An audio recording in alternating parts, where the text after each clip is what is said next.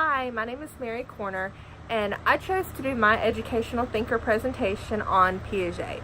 Piaget was born in 1896 in Switzerland. He was a very precocious child who had an interest in biology and the natural world.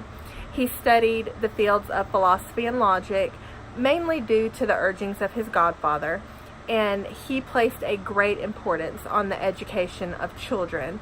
And he is greatly known for his works in the field of child development. And I think one of the biggest things that he is known for is his theory of cognitive development, which explains how a child constructs a mental model of the world. Piaget disagreed that intelligence is a fixed trait. He regarded cognitive development as a process that occurs through the maturing of the child and their interaction with the environment.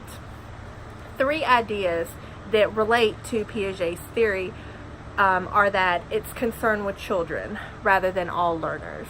The second thing is that it focuses on development rather than learning per se. So it doesn't address learning information or specific behaviors. Piaget was more concerned with the process that it took to get a child to the answer that they gave or the product that they gave versus the answer of the product itself. He wanted to know what went on in their mind that caused them to give the answer that they did. And then the third thing is that it proposed discrete stages of development that were marked by qualitative differences rather than a gradual increase in number.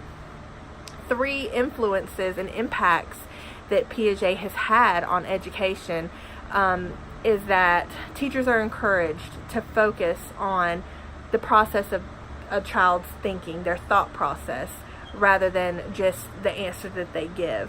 A second thing is that children are encouraged to discover themselves through spontaneous interaction with the environment, rather than giving them ready-made knowledge and direct instruction. I think it's more letting them experience it and letting them have hands-on activities to where they can take what is presented and relate it to something that they know about, and so that way they're retaining the information better. And then a third thing is that teachers are encouraged to make special effort to arrange the classroom and activities and instruction more for individuals in small groups versus the whole class, because while Piaget believed that all children go through the same stages, they don't go through the same stages at the same time. Now, everybody has their own opinion of Piaget. I've heard so many negative things as well as positive things. One of the biggest negative things that I've heard is for the stages themselves, that the stages are wrong, they're inaccurate, and that Piaget has just really underestimated the development of children.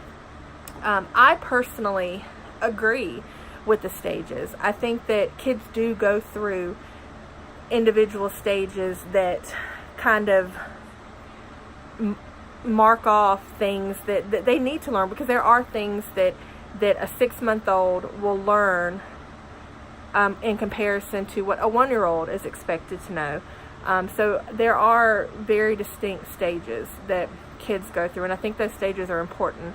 As far as his influences, I think he has greatly influenced education today, and I think that's, from what I've studied and from what I've read, that's where I think a lot of the focus on differentiation and teaching to the child's needs and their specific level comes from. I think the biggest thing is that as educators and as teachers, we're there for the kids. Like, it's our responsibility to make sure that we're giving them what they need to be successful. And I think that comes from building a relationship with them and knowing their strengths and their weaknesses and tailoring instruction to meet those strengths and to kind of help overcome those weaknesses. And so I liked Piaget's theory of cognitive development, and I agreed with many things of it. So I hope you liked the handout, and I hope you liked this video. And I hope you also will agree with Piaget and his theory of cognitive development. Thanks.